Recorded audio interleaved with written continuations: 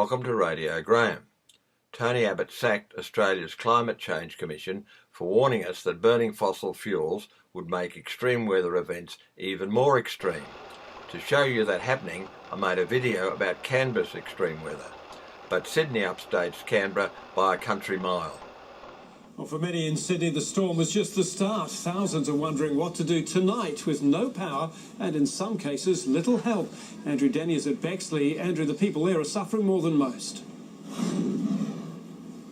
Well, Hugh, it's almost hard to imagine, but last night the floodwaters here were metres above my head as this stormwater system backed up and overflowed.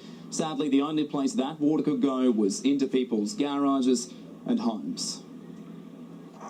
Surrounded in the dark with only lightning to light up the danger. They're over here! We got them in here! In Bexley, a stormwater drain swamped entire streets. It had floated away, plugging up the drain. The floodwaters took Peter Gotts's car with them. And all of a sudden the fence came down and a gush of water came through and shifted my car. By morning, the damage was all too clear. Anything the fast-moving floodwaters touched was destroyed. Matthew Cairns was left to pick up the pieces after a river ran right through his house. Within seconds, I was up to my knees, so I just grabbed the wife.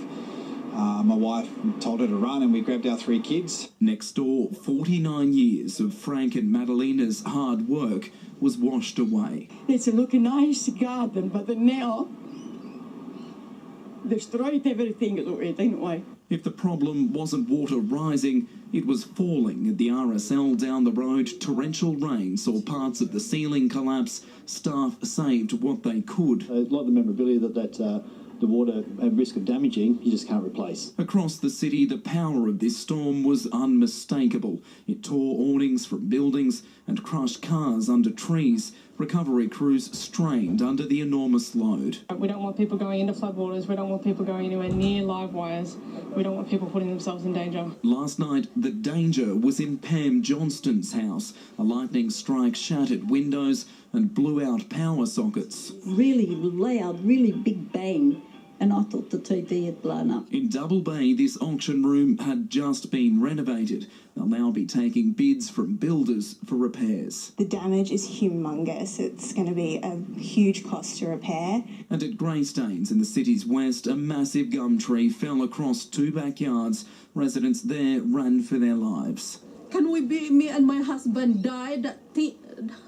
I don't know what to say. I was so scared. I was crying. Today, across the city, chainsaws rung out as clean-up crews moved in. And for those unlucky enough to have been in the flood zone, they were counting the cost. I love the bike and that, and hopefully it might be salvageable. Now, just in this little stretch here along this stormwater system, that damage bill will reach into the millions. Just how much last night's storm will cost the rest of the city is still being tallied up. OK, Andrew Denny, thank you.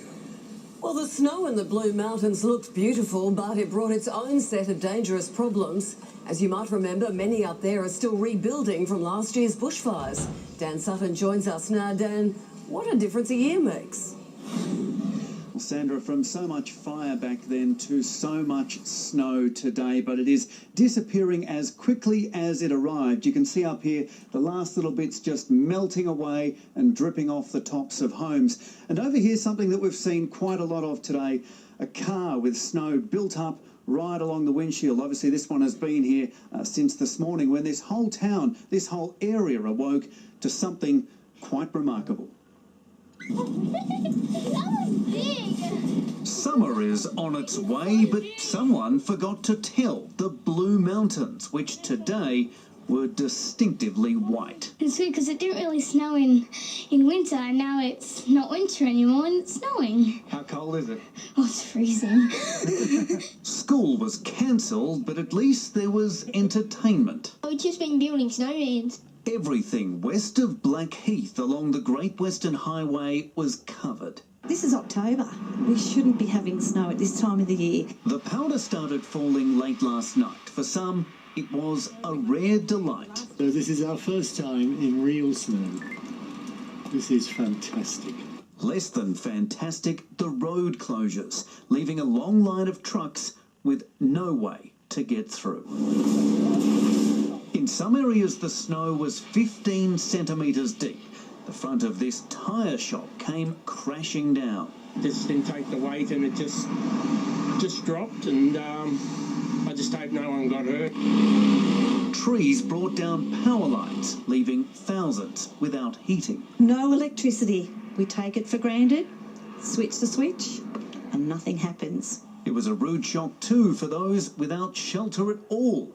And what a contrast, the Blue Mountains today compared to exactly 12 months ago. Last year, fires ripped through here, like same time this year, so it's unreal. It's quite fascinating, really.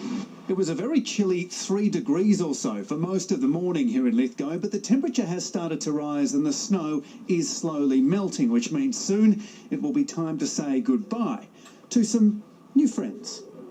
Nice tie.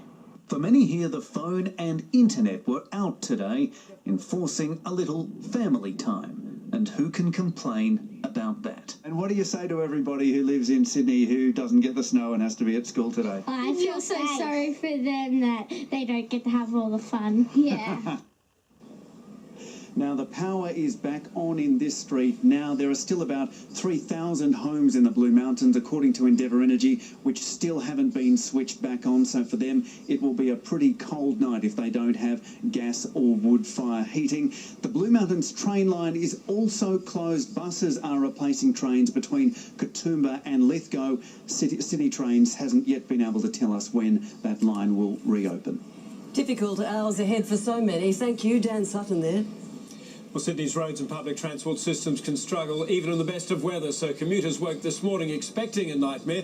Kimberly Sokov is with us in Pyrmont. Now, Kimberly, we've just seen railway lines underwater, roads closed, of course planes were also delayed. Is everything back to normal now?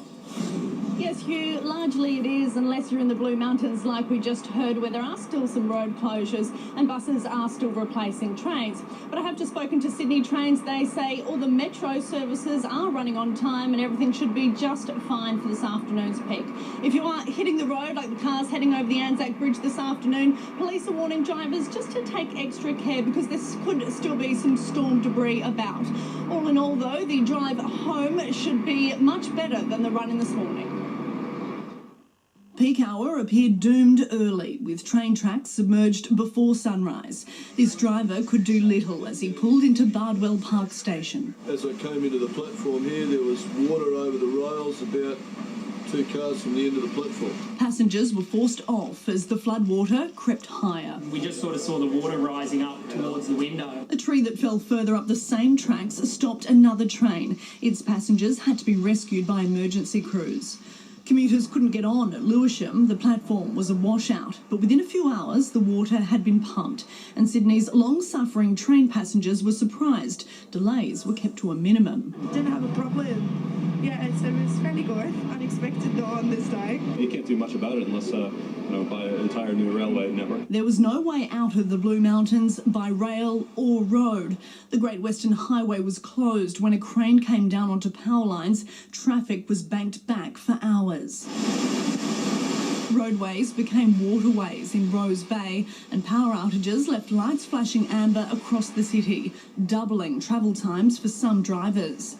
Large swells forced the Cronulla ferry service to be cancelled. Others continued, but they were thrown about and passengers were kept inside. It's pretty nice, actually. Free roller coaster ride. Oh, it's good. It's like being a kid again, you know what I mean? The wind messed with 32 flights. It left a backlog this morning at a busy airport full of frustrated passengers. It is frustrating, yeah. I'm going home to see my family for my birthday and things. We took the earlier flight because we want to get there as soon as possible, but because it's pushed back a lot, it's sort of affected our schedule as well. The bad weather also affected flights in Canberra and Melbourne. Well, Sydney Airport has managed to clear that backlog of flights now, and all of these rescheduled planes have now departed, so everything is back to normal there as well. Hugh? OK, Kimberly Sokov, thank you. Well, let's go to Amanda Duval now. Amanda, just what triggered this superstorm? Well, Sandra, it feels like literally just days before that we had perfect beach-going weather. We saw clear skies. It was sunshine all weekend. North to northwesterly winds meant air was being brought from warmer parts of the country, spread across Sydney, and we saw some very balmy temperatures. But while some of us were out getting a tan, there was actually a low pressure trough that was deepening through eastern parts of Australia. It was even triggering some thunderstorms across inland areas. There was also a cold front surging through the southeast, and as that cold air was being pushed further north, it collided with that warm air coming from the north, and it triggered very severe thunderstorms, and they were quite widespread across New South Wales. They flared up over the Blue Mountains and came surging in from the west across Sydney, bringing strong winds. We saw some areas of heavy rain and a spectacular lightning show as well. But this wasn't the worst of the weather. What happened with that cold front is we actually saw a low pressure system forming up in that. As that moved off the coast, it developed into what we call an east coast low, which is renowned for bringing severe weather to the New South Wales coast.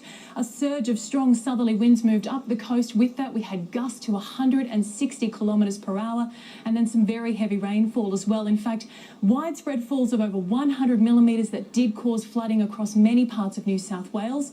Although the bulk of this rain is now clearing, we've been left behind with some very big swell, which has been whipped up by this very low pressure system. We currently have a severe weather warning in place for very heavy surf, so the beaches are extremely dangerous at the moment. Thankfully, we'll see these waves easing over the next 24 hours, and I do have some better news of the weather to come, and I'll let you know what's happening a bit later in the bulletin. Thanks, Hugh. We look forward to that, Amanda. Thank you. Well, today's other big story now also struck out of the blue. Rugby League's best player, Jared Hayne, has quit the Parramatta Eels. He has quit the NRL. He wants to try to make it in America in gridiron football. Now, it is a huge gamble. He admits that, but he says he has God on his side.